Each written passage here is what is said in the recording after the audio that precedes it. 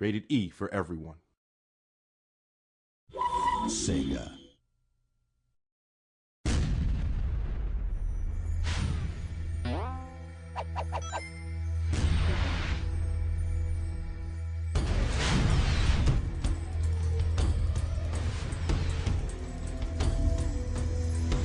Sonic has always been a big property. I mean, people within the industry, everyone knows what Sonic is, and it was going to be our first game on the Nintendo DS, and we thought, well, it'd be great to be able to associate ourselves with something that was really well known, and even better that it was something we really loved, which was Sonic.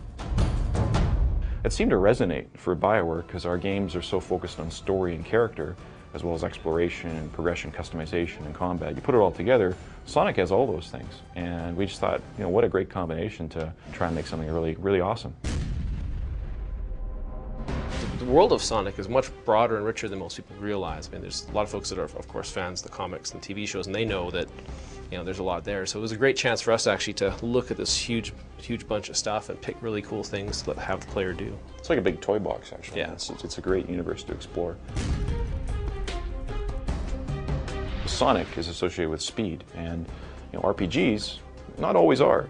So it's an interesting tension. The Sonic key principles of speed and just kind of like action, and really bringing that into an RPG. So when you fuse it together, you end up with an action RPG in terms of the way the combat plays and the way the exploration. It's very dynamic and feels very, very active, very accessible, and it's still very thoughtful. It's got a lot of tactical depth, a lot of strategy.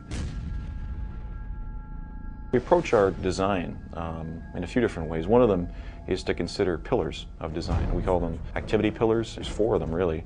Story and character, just these rich, compelling characters that you want to spend time with and want to get to know better. Combat, sort of conflict.